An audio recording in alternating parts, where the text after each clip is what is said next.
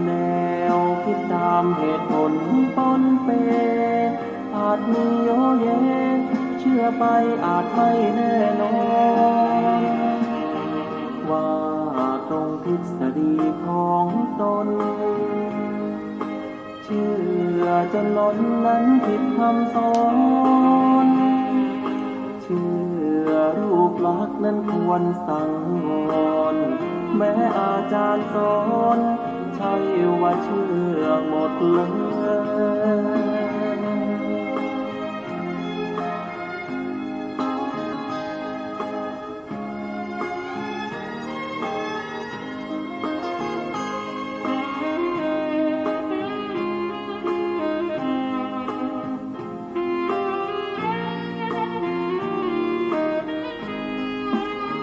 กาลามาสูตรบทธรรมพระพุทธศาสตร์พระองค์วางว่าหมดจดไม่ให้ไขว้เขวแนวคิดตามเหตุผลปนเป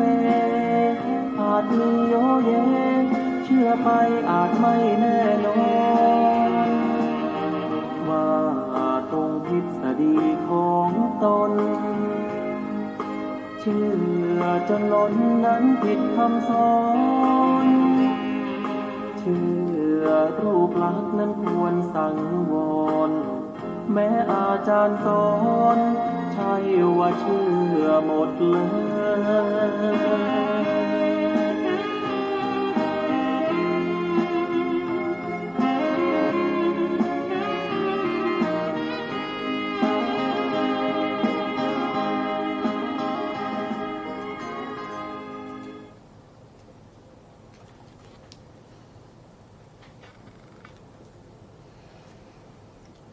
พุทธังสรณังกัจฉามิธัมมังสรณังกัจฉามิสังฆังสรณังกัจฉามิกราบนมัสการพระมหาเถระพระสังฆาธิการพระเถรานุเถระสวัสดีท่านผู้ฟังและผู้ชมทุกท่านกลับมาพบกับรายการศึกษาพระสัทธรรมเพื่อการพ้นทุกข์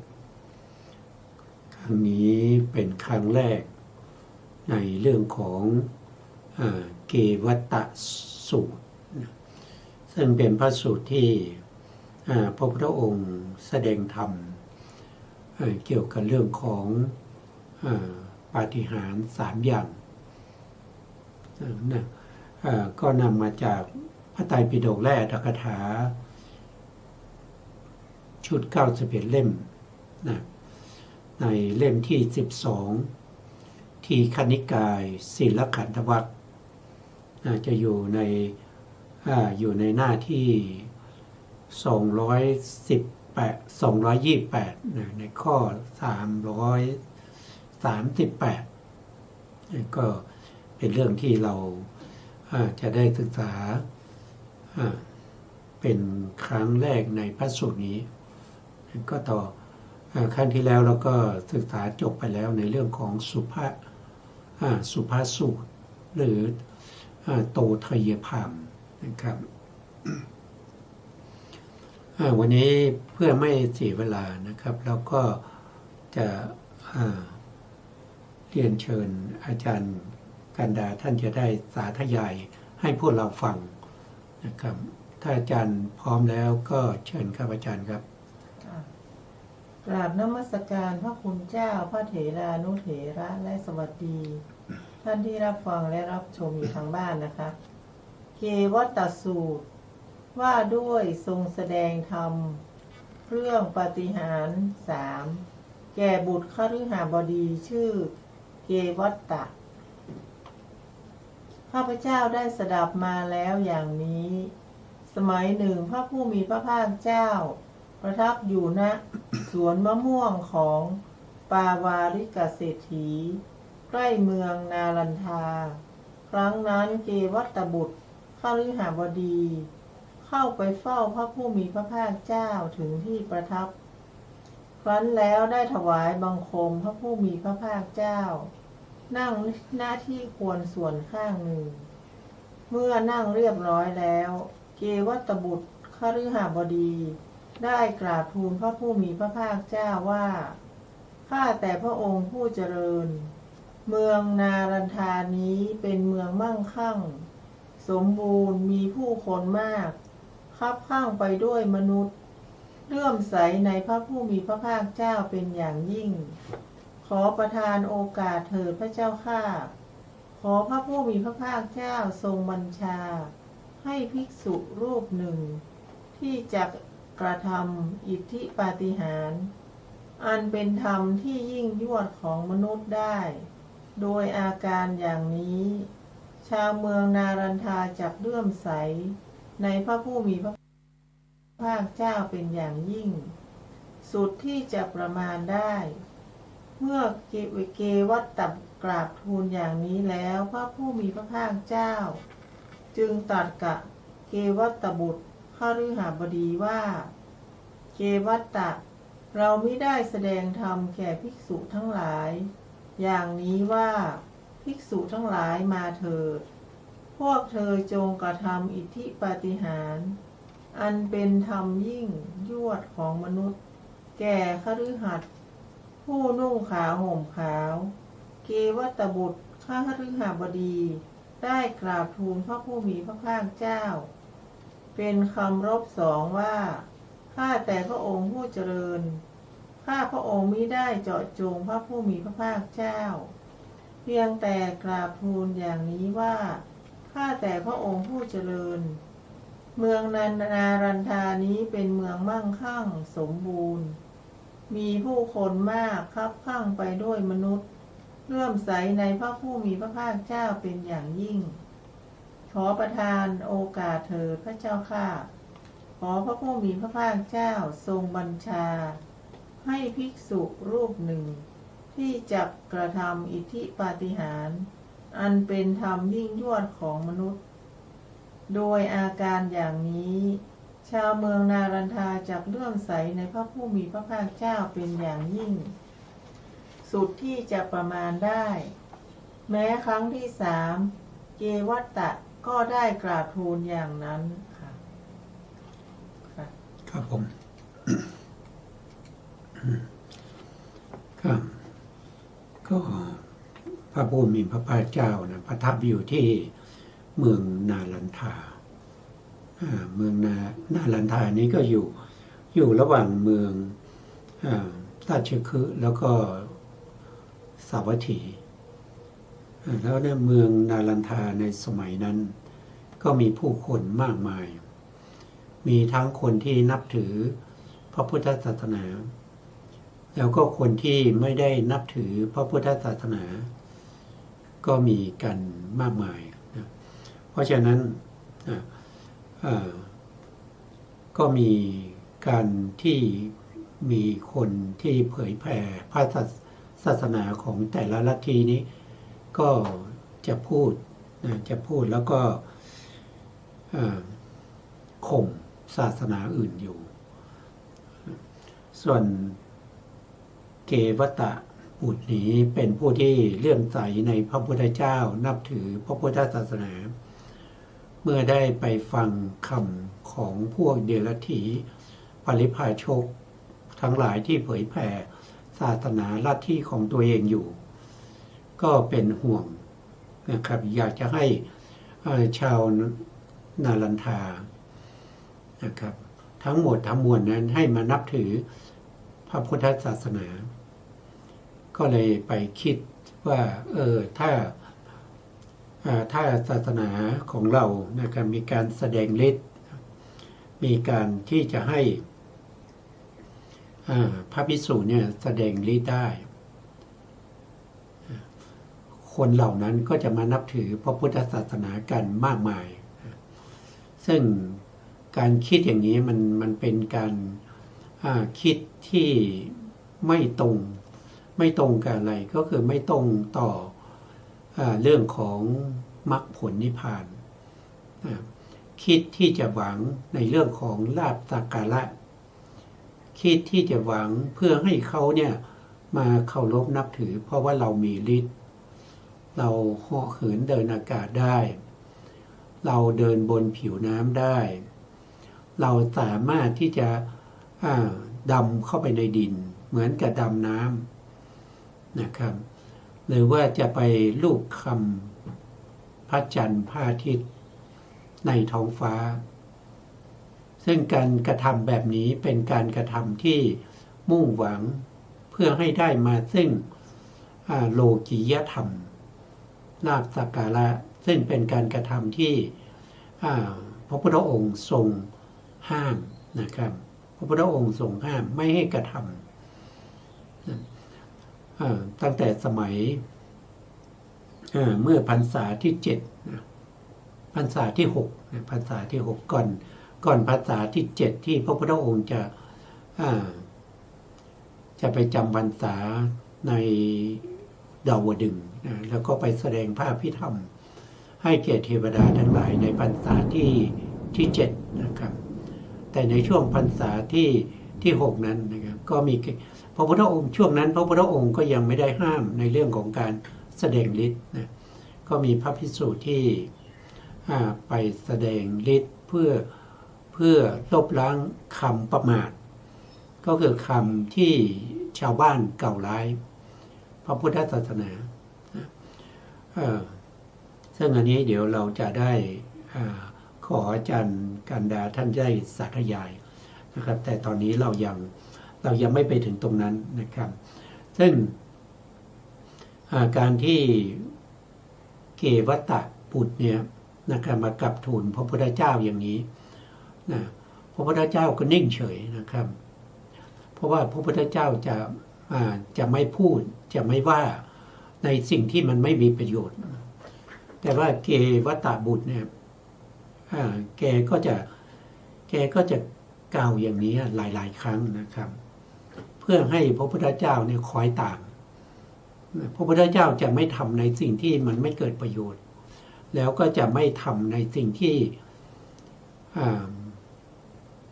เพื่อมุ่งหวังซึ่งลาภสักการะสิ่งที่พระพุทธองค์ทำนั้นพระพุทธองค์หวังเพื่อให้ภิกษุทั้งหลายหรือว่าผู้ที่มีศรัทธาในพระพุทธศาสนานี้ให้เห็นตามความเป็นจริงของสภาวธรรมทั้งหลายที่เป็นอยู่ในชีวิตประจำวันของเราเพื่ออะไรก็เพื่อที่สาวกทั้งหลายจะได้ดวงตาเห็นธรรมจะได้เป็นพระอริยบุคคลเมื่อไหร่ที่เรายังมีความเห็นผิดความสำคัญผิดความเข้าใจผิดไปยึดถือเอาสิ่งที่ไม่เป็นสาระว่าเป็นสาระเมื่อนั้นเราก็ไม่มีโอกาสที่จะพ้นจากการเวียนว่ายตายเกิดได้อย่างเช่นการแสดงฤทธิ์มันไม่ได้ก่อให้เกิดการพ้นไปจากวัฏสงสารมันเป็นเรื่องของโลกิยธรรมทั้งหลายนะครับเมื่อเราแสดงฤทธิ์นะก็จะมีคนที่เขาจะมาบางคนก็ชอบบางคนก็ไม่ชอบใช่ไหมครับถ้าคนไม่ชอบเนี่ยเขาก็จะตำหนิแล้วก็จะกล่าวร้ายนะว่าพระพุทธศาสนาเนี่ยมุ่งหวังเพื่อจะให้ได้ลาภสักการะเพราะให้ภิกษุมาแสดงฤทธิ์เพื่อหวังศรัทธาจากชาวบ้านให้ชาวบ้านเนี่ยมาถวายจีวรนะครับเครื่องนุ่งห่มอัฐบริขารหรือว่าถวายอาหารถวายเสนาสนะที่อยู่ที่อาศัยถวายในเรื่องของคิรณาเภสัชทั้งหลายบำรุงพระภิกษุให้อยู่ดีกินดีนะซึ่งการกระทำแบบนั้นมันขัดต่อการที่จะประพฤติปฏิบัติให้ได้มาซึ่งมรรคผลนิพพานนะครับต่อไปเราก็จะฟังอาจารย์ท่านจะสาธยายต่อว่าพระพุทธเจ้าท่านจะว่ายังไงนะครับนะเชิญครับอาจารย์ครับค่ะพระผู้มีพระภาคเจ้าตรัสว่าเกวัตตะ ปาฏิหาริย์3อย่างนี้เราทำให้แจ้งด้วยปัญญาอันยิ่งด้วยตนเองแล้วจึงประกาศให้รู้ปาฏิหาริย์3อย่างเป็นไฉนปาฏิหาริย์3อย่างคืออิทธิปาฏิหาริย์อาเทศนาปาฏิหาริย์อนุสาสนีปาฏิหาริย์เกวัตตะอิทธิปาฏิหาริย์เป็นไฉนภิกษุในธรรมวินัยนี้ย่อมแสดงฤทธิ์ได้หลายอย่างคือคนเดียวเป็นหลายคนก็ได้หลายคนเป็นคนเดียวก็ได้ทำให้ปรากฏก็ได้ทำให้หายไปก็ได้ทะลุฝากำแพงภูเขาไปได้ไม่ติดขัดเหมือนไปในที่ว่างก็ได้ผุดขึ้นดำลงในแผ่นดินเหมือนในน้ำก็ได้เดินบนน้ำไม่แยกเหมือนเดินบนแผ่นดินก็ได้นั่งบัลลังก์เหาะไปในอากาศเหมือนนกก็ได้รูปคลำพระจันทร์พระอาทิตย์ซึ่งมีฤทธิ์มีอานุภาพมากก็ได้ใช้อำนาจทางกายไปตลอดพรหมโลกก็ได้ผู้มีศรัทธาเลื่อมใสบางคนเห็นภิกษุนั้นแสดงฤทธิ์ได้หลายอย่างคือคนเดียวทำให้เป็นหลายคนก็ได้หลายคนเป็นคนเดียวก็ได้ปรากฏตัวก็ได้หายตัวก็ได้ทะลุฝากำแพงภูเขาไปได้ไม่ติดขัดเหมือนไปในที่ว่างก็ได้ผุดขึ้นดำลงในแผ่นดินเหมือนในน้ำก็ได้เดินบนน้ำโดยน้ำไม่แตกเหมือนเดินบนแผ่นดินก็ได้นั่งบัลลังก์เหาะไปในอากาศเหมือนนกก็ได้รูปคำพระจันทร์พระอาทิตย์ซึ่งมีฤทธิ์มีอานุภาพมากก็ได้ใช้อำนาจทางกายไปตลอดพรหมโลกก็ได้คนที่มีศรัทธาเลื่อมใสนั้น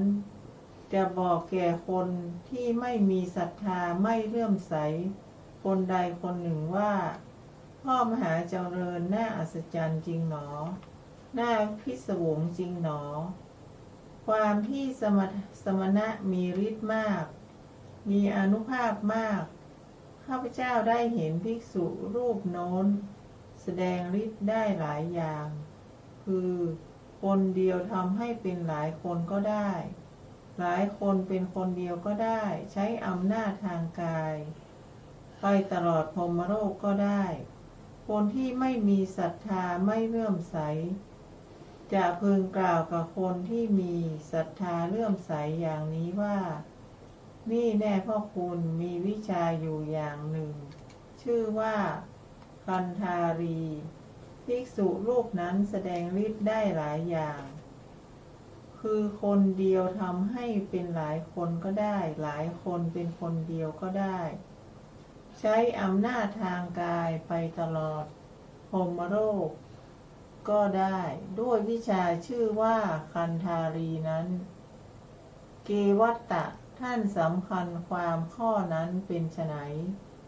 คนผู้ไม่มีศรัทธาไม่มีความเลื่อมใสนั้นจะพึงกล่าวอย่างนั้นกับคนผู้มีศรัทธามีความเลื่อมใสนั้นบ้างไหมเขากราบทูลว่าพึงกล่าวพระเจ้าค่ะพระผู้มีพระภาคเจ้าตรัสว่าเกวัตตะเราเห็นโทษในอิทธิปาฏิหาริย์อย่างนี้แหละจึงอึดอัดละอารังเกียจอิทธิปาฏิหาริย์ค่ะ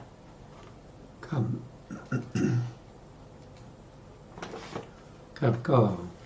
อันนี้ท่านก็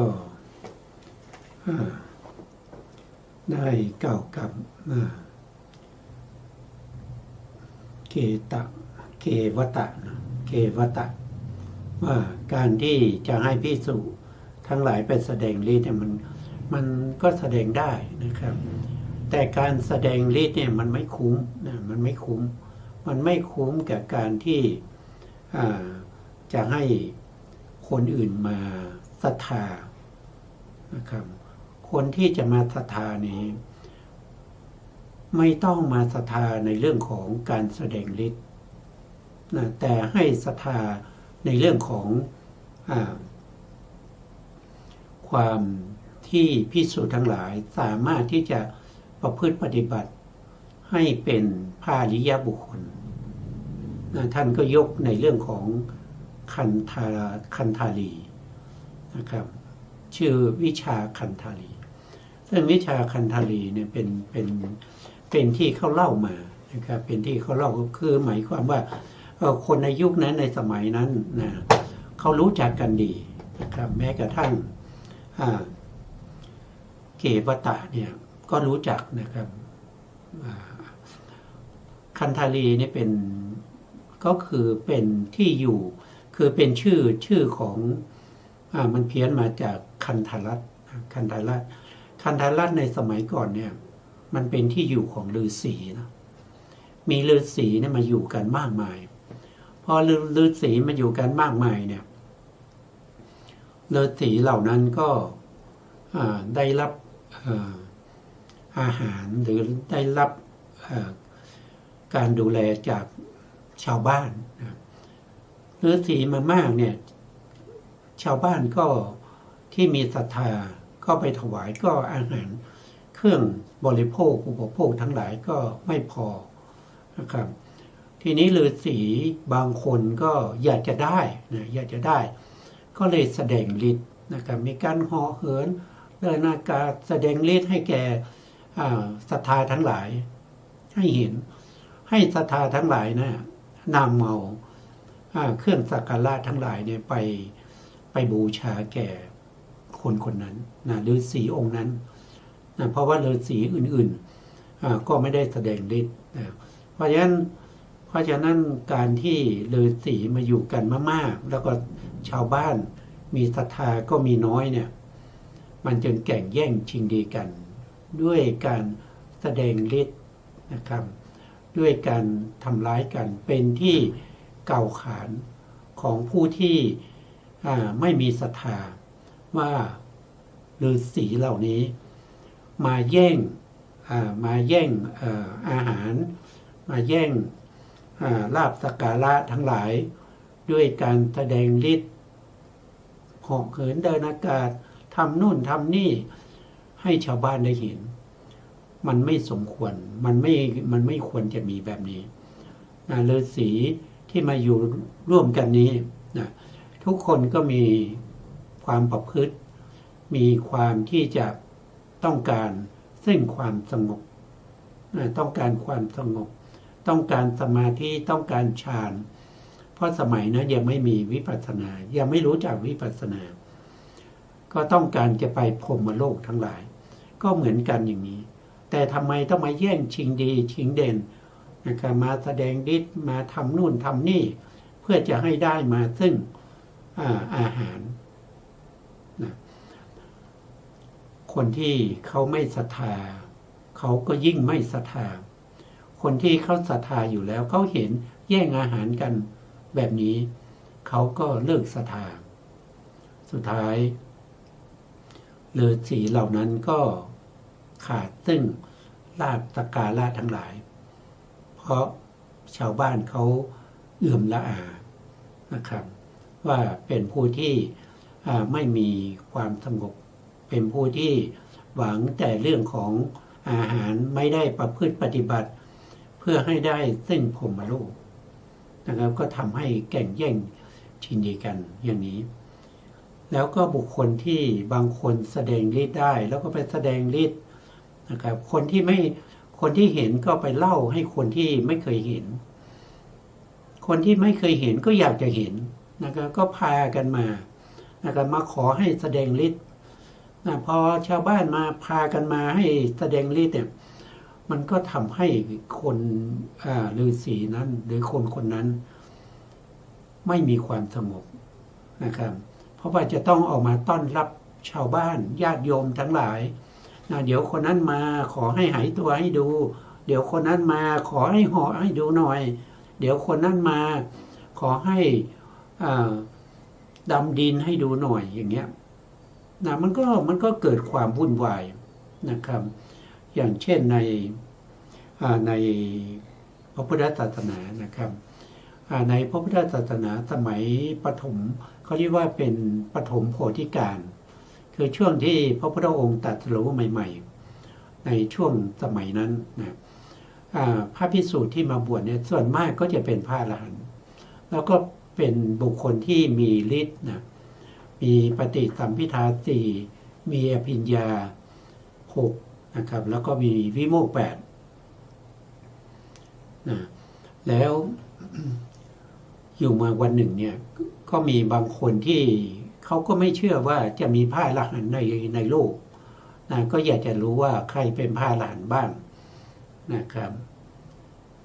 ก็มีการพิสูจน์กันว่าใครเป็นพระอรหันต์นะครับด้วยการเอาบาตรนะครับบาตรนี้ก็ได้มาจากแม่น้ำที่มีไม้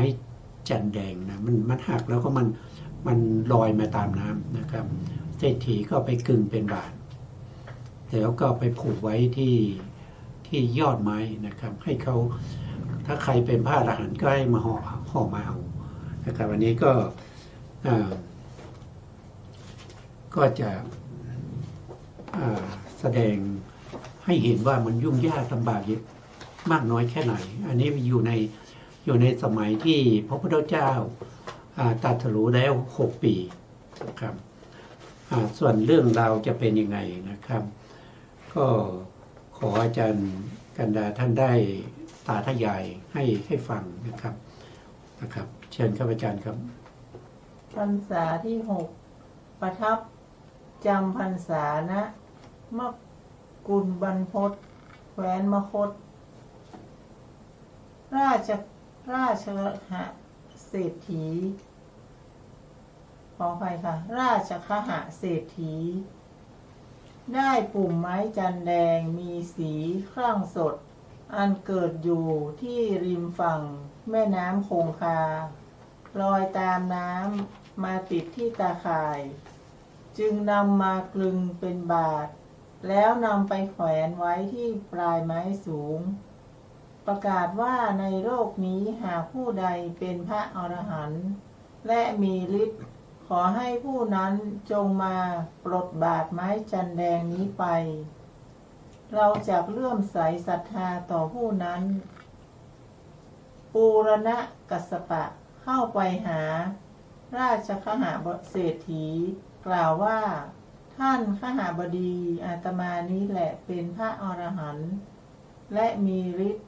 ขอท่านจงให้บาตรแก่อาตมาเถิดท่านเศรษฐีตอบว่าถ้าพระคุณเจ้าเป็นพระอรหันต์และมีฤทธิ์จงขึ้นไปปลดบาตรที่ข้าพเจ้าให้แล้วนำไปเถิดต่อมามัคคิริโคสาระอาชิตะเกสกัมหลปกุฏทกัจจยานะ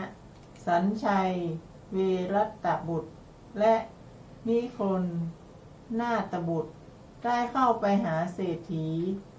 โดยทำนองเดียวกันสิ้นเวลาถึง6 วันก็ยังไม่ได้บาทนั้นชาวกรุงราชคฤห์ต่างเข้าใจว่า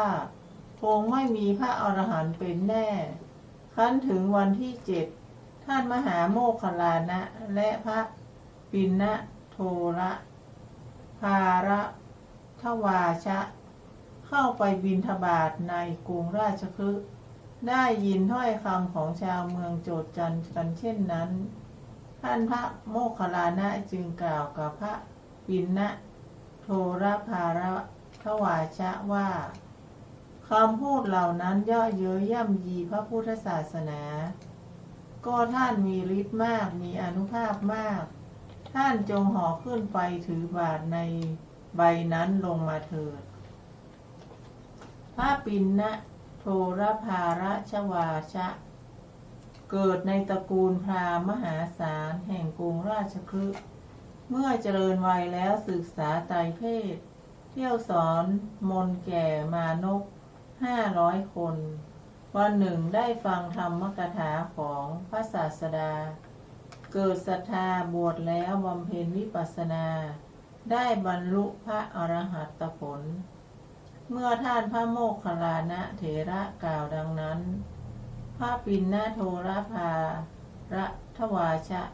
แสดงปาฏิหาริย์ขึ้นไปปลดบาทถือบาทนั้นเวียนไปรอบกรุงราชคฤห์3 รอบ ราช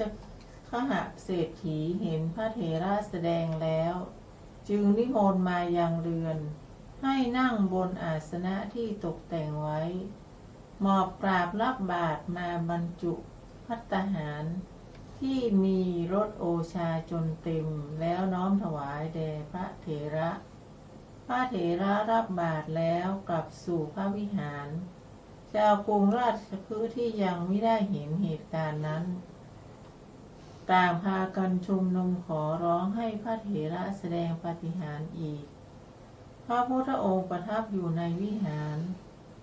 สดับเสียงมหาชนที่ติดตามพระเถระอื้ออึงเกลียวกราวอยู่จึงตรัสถามพระอานนท์ทราบความแล้วจึงเรียกประชุมสงฆ์ทรงตำหนิพระเถระว่าสิ่งนั้นไม่ใช่กิจของสมณะฉะนั้นเธอจึงได้แสดงอิทธิปาฏิหาริย์แก่พวกคฤหัสถ์เพราะเหตุแห่งบาทไม้จันนี้การกระทำของเธอไม่เป็นไปเพื่อความเลื่อมใสแก่เหล่าชนที่ยังไม่เลื่อมใสค่ะครับอันนี้ก็แสดงถึงว่าพระพุทธองค์เนี่ยทรงห้ามนะครับทรงห้ามในเรื่องของการที่จะไปแสดงฤทธิ์ทำไมจึงห้ามนะครับอย่างที่เราได้ฟังมานะครับเวลาไปแสดงฤทธิ์แล้วคนที่เห็นนะเขาก็จะไปบอกคนที่ไม่เคยเห็นว่าคุณพระองค์นั้นนะพระองค์นั้นนะพระองค์นี้นะมีฤทธิ์นะที่อยู่ที่กุฏิหลังที่2นะครับท่านเป็นพระอรหันต์ท่านมีฤทธิ์ท่านสามารถที่จะห่อเหินเดินอากาศได้ท่านสามารถที่จะแสดงฤทธิ์ต่างๆได้คนไม่เคยเห็นมันก็อยากจะเห็นนะพออยากจะเห็นก็จะทำยังไงนะครับก็พากันไปขอร้องให้พระเถระนะครับแสดงฤทธิ์อย่างเงี้ยนะมันก็จะไปทำให้พระเถระทั้งหลายนะครับที่มุ่งหวังความสงบนั้นไม่สงบ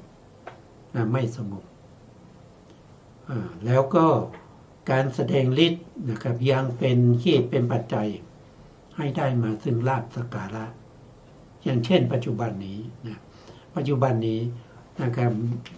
ก็มีญาติโยมทั้งหลายก็กล่าวว่าพระรูปนั้นเป็นพระอรหันต์เป็นไม่รู้นะครับไม่รู้ด้วยว่าคุณสมบัติของท่านเป็นพระอรหันต์เนี่ยมันเป็นอย่างไรนะครับแต่รู้ว่ามันเป็นพระอรหันต์ก็แล้วกันก็ไปหาไปเอาอะไรต่างๆไปถวาย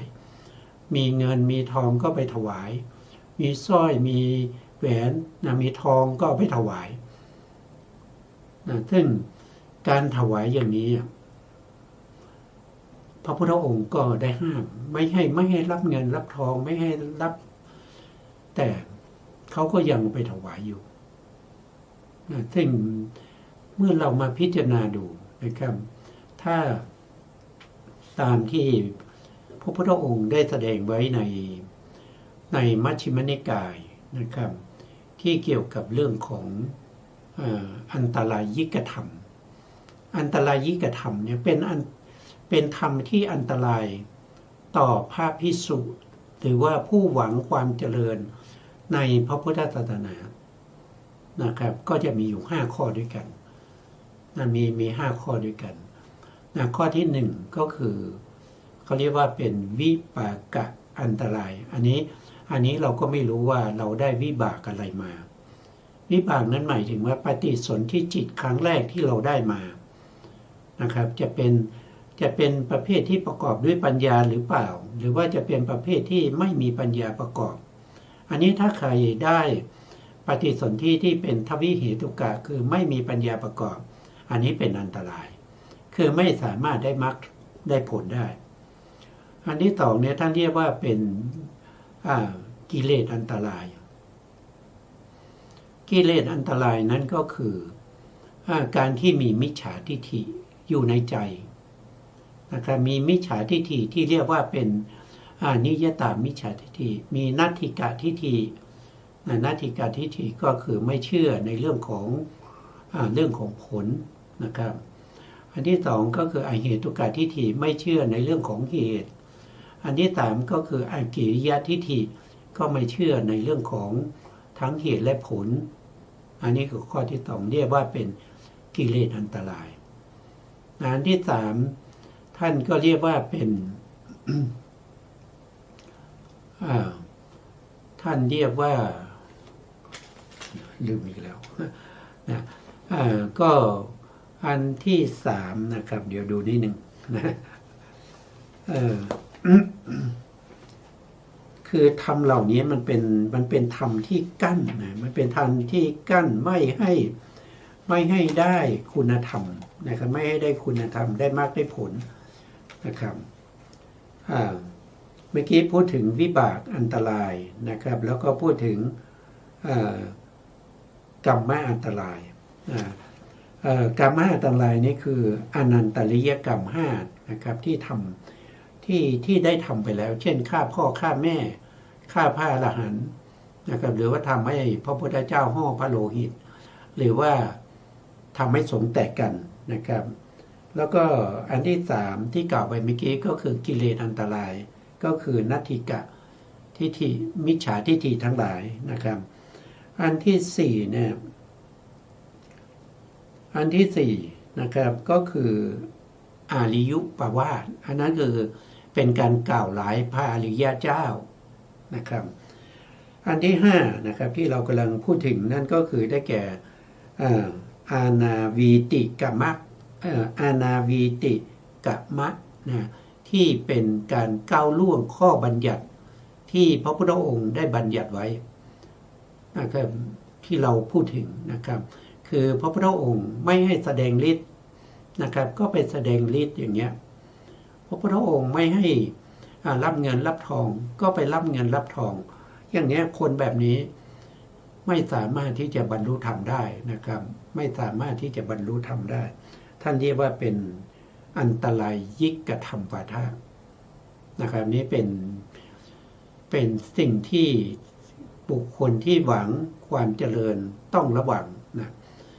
แล้วก็ถ้าสมมติว่าเราไม่ได้หวังความเจริญเราไม่ได้หวังเพื่อความเป็นพระอริยบุคคลนะครับแล้วเราทำกรรมเหล่านี้เราไม่ได้หวังมากผลไม่พานนี่เราทำไปก็เพื่อเลี้ยงตัวนะครับเพื่อให้ตัวนี้มีความสะดวกสบายนะครับ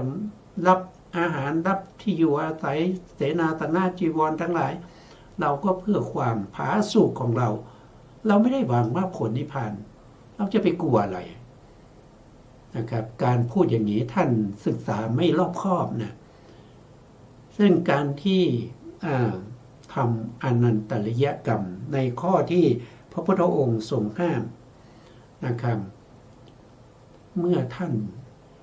ตายไปแล้วเนี่ยภพหน้าของท่านน่ะมันคืออบายนะครับมันคืออบายไม่ได้กลับมาเกิดเป็นมนุษย์นะครับจะต้องไปเกิดเป็นสัตว์นรกอย่างเนี้ยนะครับไม่งั้นก็ไม่เกิดเป็นเดรัจฉานนะครับเป็นเปรตเป็นอสุรกายสัตว์นรกหรือว่าเป็นหมูหมากาไก่นะครับอันนี้เป็นอันตรายนะอันตรายนะครับเพราะฉะนั้นก็ต้องมีการสังวรถ้าผิดไปแล้วนะครับก็ต้องมีการแก้ไขนะครับมันแก้ไขได้สิ่งเหล่านี้นะครับที่แก้ไขไม่ได้นั่นก็คือได้แก่อนันตริยกรรมนะครับแล้วก็วิปากะอันตรายนะครับแล้วก็นอกนั้นก็แก้ไขได้นะครับอย่างเช่นอริยุปวาทกล่าวร้ายพระอริยเจ้าอันนี้ก็แก้ไขได้นะครับด้วยการไปขอขมาให้ท่านอดโทษให้นะครับก็ถ้าท่านอดโทษให้เรานะครับกรรมนั้นก็จะตกไปนะครับเราก็ไม่ต้องไปเกิดในอบายแล้วนะครับแล้วต่อมาก็คือกิเลสกิเลสก็คือมิจฉาทิฏฐิอันนี้แก้ไขได้นะแก้ไขได้ยังไงก็คือต้องสดับรับฟังสัมมาทิฏฐินะ ศึกษาเล่าเรียนนะครับในพระไตรปิฎกนะครับเพื่อจะละเสียซึ่งความเห็นผิดทั้งหลายเหล่านี้ อันนี้ก็แก้ไขได้นะครับแล้วก็อานาวีติกัมมะนะอันนี้คืออันไหนนะครับที่เราปรงอาบัติได้เราก็ปรงอาบัตินะอันไหนที่เราจะต้องไปอยู่ปาริวาสนะครับเราก็ไปอยู่ปาริวาสอันไหนถ้ามันเป็นปาราชิกนะเราก็ลาสิกขาไปเป็นสามเณรหรือว่าไปเป็นฆราวาสมันก็แก้ได้อย่างนี้มันก็แก้ได้ไม่มีปัญหานะครับถ้าเราลาสิกขาไปเป็นสามเณรเราก็สามารถที่จะได้มรรคได้ผลต่อไปแต่ถ้าเรายังอยู่ในสมณเพศแล้วปฏิญาณตนว่าเป็นพระภิกษุสงฆ์นะครับที่บริสุทธิ์นั่นก็พบหน้าก็ได้รับผลนะครับเพราะว่าเราก้าวล่วงข้อบัญญัติที่พระพุทธองค์ทรงบัญญัติไว้เราไม่ทำคืนเราก็ไม่ทำคืนเราก็อยู่สบายพวกนี้แต่พบหน้าอันตรายนะครับก็อันนี้ก็เป็นธรรมที่เสริมเข้ามาในเรื่องของการแสดงฤทธิ์นะแสดงฤทธิ์ในข้อที่พระพุทธองค์ไม่ได้ห้ามนะการแสดงฤทธิ์มีอยู่2 อย่างนะครับ1ก็คือไม่มีฤทธิ์นะไม่มีฤทธิ์ไม่มีคุณธรรมที่จะห่อเหินเดินอากาศแต่ไปบอกว่ามีฤทธิ์นะครับสามารถแสดงได้ต้องอย่างนั้นอย่างนี้อันนี้เป็นปาราชิกเลยนะแต่ถ้าเรามีฤทธิ์อยู่เราสามารถห่อเหินเดินอากาศได้แต่เราก็ไปบอกว่าเรามีฤทธิ์อันนั้นถ้าจำไม่ผิดก็เป็นแค่ปาจิตติปรงอาบัติได้เพราะตัวเองมีฤทธิ์อยู่นะครับไม่ใช่ไม่มีฤทธิ์นะครับทำที่ทำไปแล้วถ้ามันผิดพลาดก็แก้ไขนะอันใดแก้ไขได้ก็แก้ไขไปอันใดแก้ไขไม่ได้ก็ลาสิกขาไปเป็นสามเณรนะครับเพื่ออะไรก็เพื่อป้องกันอบายนะครับอันนี้ก็พูดไปตามเนื้อหานะตามเนื้อหาในพระธรรมคำสั่งสอนในพระไตรปิฎกนะผู้ที่อยากจะศึกษาค้นคว้าในเรื่องของอันตรายยิกธรรมนะก็ไปเปิดดูในมัชฌิมนิกายมูลปัญนาถนะในเล่มที่18นะครับพระไตรปิฎกและอัตถกถาชุด90เป็นเล่มนะอยู่ในเล่มที่18นะครับก็ไปเปิดดูได้นะครับครับต่อไปเราก็จะขออาจารย์ท่านได้สาธยายต่อนะครับเชิญครับอาจารย์ครับพระพุทธองค์ทรงบัญญัติสิกขาบทห้ามไม่ให้ภิกษุแสดงปาฏิหาริย์ซึ่งเป็นอุตริมนุสธรรมคือธรรมอันยอดยิ่งของมนุษย์แก่คฤหัสถ์รูปใดแสดงต้องอาบัติทุกกฎแล้วรับสั่งให้ทำลายบาทไม้จันนั้นบดให้ละเอียดใช้เป็นยาหยอดตาแก่ภิกษุทั้งหลายสมัยต่อมาภิกษุได้ใช้บาตรต่างๆที่ทำด้วยทองคำเงินทองแดงและแก้วมณีเป็นต้นชาวบ้านเพ่งโทษติเตียนโพลธนาว่าเหมือนคฤหัสถ์ผู้บริโภคกามพระผู้มีพระภาคเจ้าจึงบัญญัติอนุญาตบาท2ชนิดคือบาทเหล็ก1บาทดิน1และอนุญาตเชิงรองบาท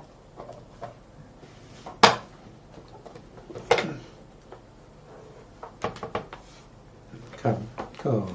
เดี๋ยวอาจารย์ท่านได้สาธยายต่อในเนื้อหาในเกวัตตะสูตรต่อไปนะครับเชิญครับอาจารย์ครับเกวัตตะก็อาเทศนาปาฏิหาริย์เป็นไฉนภิกษุในธรรมวินัยนี้ย่อมทายใจทายความรู้สึกในใจทายความตรึกทายความตรองของสัตว์อื่นของบุคคลอื่นได้ว่าใจของท่านเป็นอย่างนี้บ้างใจของท่านเป็นไปโดยอาการนี้บ้างจิตของท่านเป็นดังนี้บ้างบุคคลบางคนมีศรัทธาเลื่อมใสเห็นภิกษุนั้นทายใจ ทายความรู้สึกในใจทายความตรึกทายความตรองของสัตว์อื่นของบุคคลอื่นได้ว่าใจของท่านเป็นอย่างนี้บ้างใจของท่านเป็นไปโดยอาการนี้บ้างจิตของท่านเป็นดังนี้บ้างครั้นแล้วผู้มีศรัทธาเลื่อมใสบอกแก่คนที่ไม่มีศรัทธา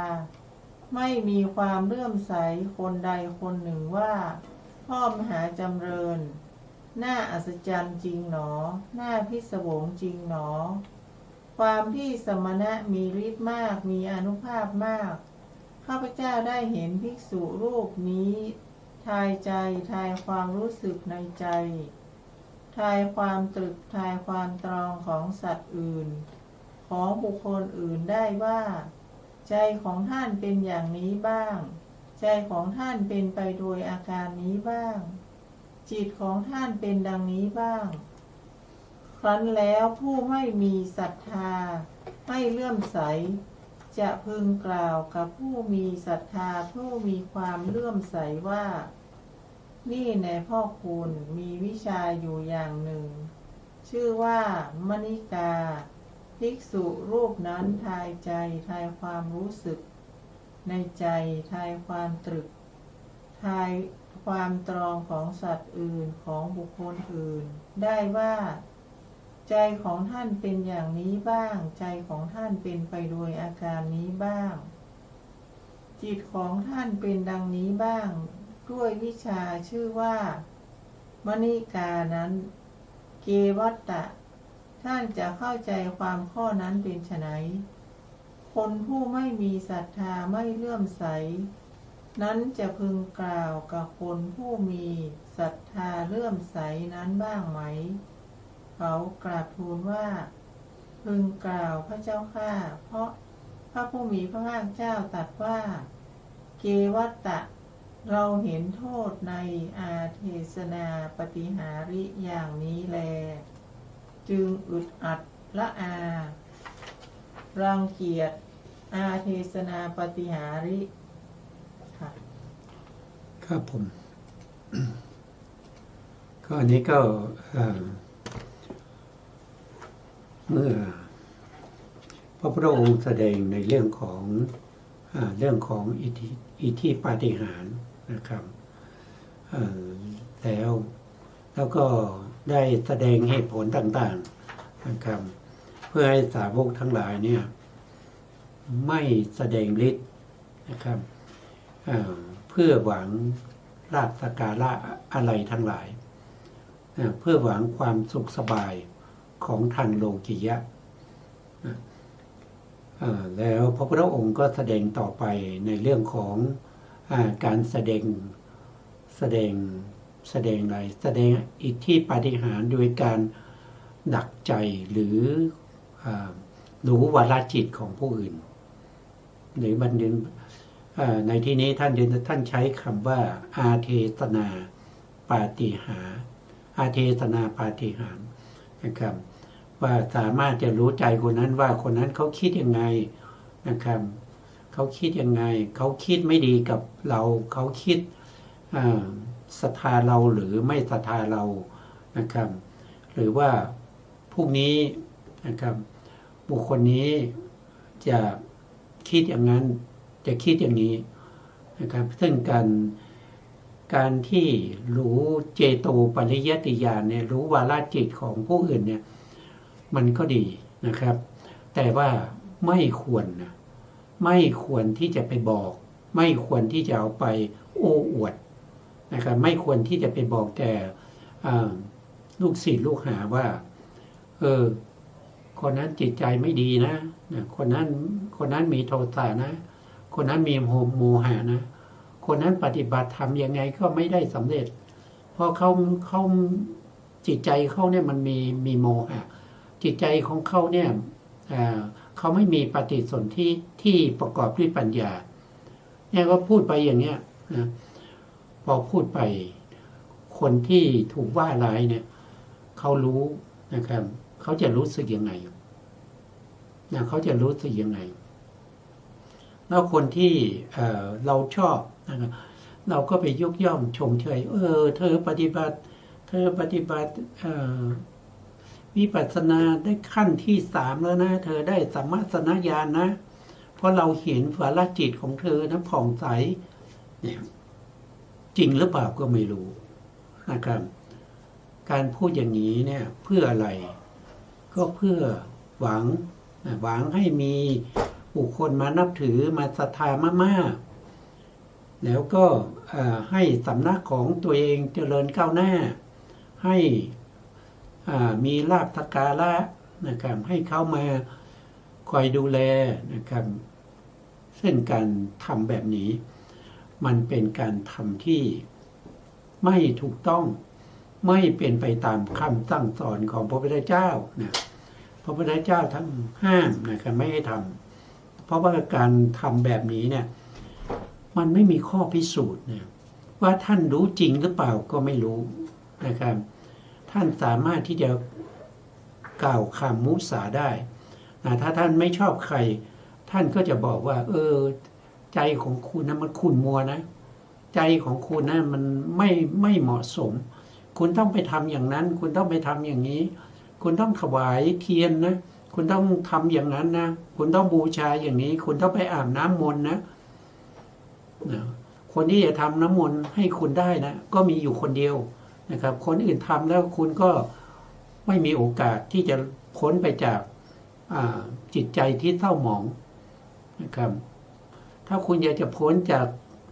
จิตใจที่เศร้าหมองที่ทุกข์ใจที่ไม่สบายใจนั้นคุณต้องมาอาบน้ำมนต์ของฉันอย่างเงี้ยมันคือมันเป็นไปเพื่ออะไรเพื่อหวังผลประโยชน์มันเป็นไปอย่างนั้นนะเพราะอะไรก็เพราะว่าคนเป็นปุถุชนเนี่ยนะครับก็ย่อมที่จะหวังผลประโยชน์ด้วยกันถ้าพระพุทธองค์ไม่ทรงห้ามแล้วก็พระพุทธองค์ปล่อยปละละเลยใครจะทำอะไรก็ทำใครเข้ามาบวชแล้วบวชเป็นผ้าห่มผ้าเหลืองแล้วนะครับก็ไม่ศึกษาไม่เล่าเรียนอยากทำอะไรก็ทำไปอยากนอนก็นอนอยากกินก็กินอยากจะบิณฑบาตก็ไปไม่บิณฑบาตก็แล้วแต่ไม่ดูแลไม่สนใจอย่างนี้มันพระพุทธศาสนาจะอยู่ยังไงน่าจะอยู่ยังไงมันก็ไปไม่รอดมันก็ไม่ต่างกับลัทธินอกพระพุทธศาสนาเพราะฉะนั้นถ้าเรารักแล้วก็เป็นห่วงพระพุทธศาสนาเราก็ต้องพยายามทำความรู้ความเข้าใจในสิ่งที่พระพุทธองค์ทรงห้ามในสิ่งที่พระพุทธองค์อนุญาตไว้อะไรควรทำไม่ควรทำเราต้องประพฤติปฏิบัติตามที่พระพุทธองค์ทรงแสดงไว้นะครับคือพระพุทธองค์เนี่ยท่านตรัสรู้ด้วยสัพพัญญุตญาณท่านมีท่านรู้นะครับรู้ว่าอะไรจะเกิดขึ้นนะครับรู้ว่าพระพุทธศาสนาของเราเนี่ยจะอยู่ได้ถึง 5,000 ปีแต่ตอนนี้มาครึ่งทางแล้วแต่คนที่เป็นพุทธจริงๆนะที่ปฏิบัติตามคำสั่งสอนของพระพุทธเจ้าก็ยังมีอยู่แต่มันมีน้อยนะมันมีน้อยแล้วนะครับเพราะฉะนั้นคนที่ไม่ประพฤติปฏิบัติตามคำสั่งสอนของพระพุทธเจ้าอันนั้นเราก็ไม่นับถือว่าเป็นพระพุทธศาสนาแล้วมันว่าอย่างไงมันกลายพันธุ์ไปมันกลายพันธุ์ไปแล้วไปเป็นอย่างอื่นแล้วนะครับอันนี้ที่พูดไปนะครับพูดไปยังไงก็มันก็ไม่ดีเราต้องศึกษานะครับผู้ฟังก็ต้องไปศึกษาในพระไตรปิฎกนะครับไม่ใช่ว่าพูดเองมันมีในพระไตรปิฎกนั่นแหละนะครับว่าแต่ละยุคแต่ละสมัยที่พระพุทธองค์ทรงได้แสดงไว้เนี่ยท่านก็แสดงไว้นะครับมาปัจจุบันนี้มันก็ปรากฏให้เห็นชัดยิ่งขึ้นนะครับเพราะฉะนั้นเราก็ศึกษาไปอ่านไปศึกษานะครับคำสั่งสอนของพระพุทธเจ้ามีถึง 84,000 พระธรรมขันธ์นะครับถ้าเราไม่เข้าใจนะครับเราก็มีอรรถกถาท่านก็อธิบายไว้นะถ้าเรายังไม่เข้าใจอีกนะครับเราก็ไปดูในฎีกานะครับฎีกาก็จะขยายความ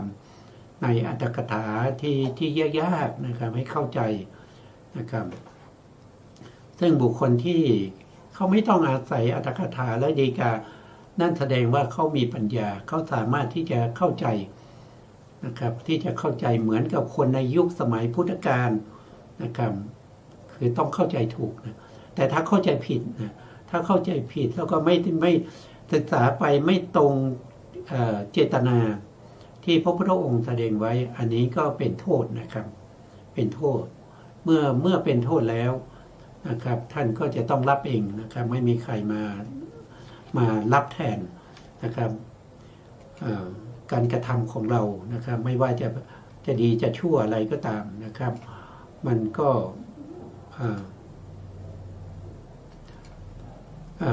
เป็นของเรานะครับมันก็เป็นของเราวันนี้เวลาเราหมดแล้วอาจารย์นะครับเราก็คืนเวลาให้ทางสถานีต่อไปนะครับ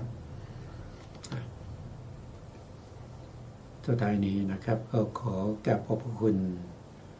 พระครูสมุทรวิศวัฒน์วรกิจโชผู้อำนวยการสถานีวิทยุเพื่อการศึกษาพระพุทธศาสนาและวัฒนธรรม FM 104.5 เมกะเฮิรตซ์วัดฝายหินจังหวัดเชียงใหม่และขอกราบขอบพระคุณพระครูปริยัติยานุตาสขอบคุณท่านผู้ฟังและผู้ชมทุกท่าน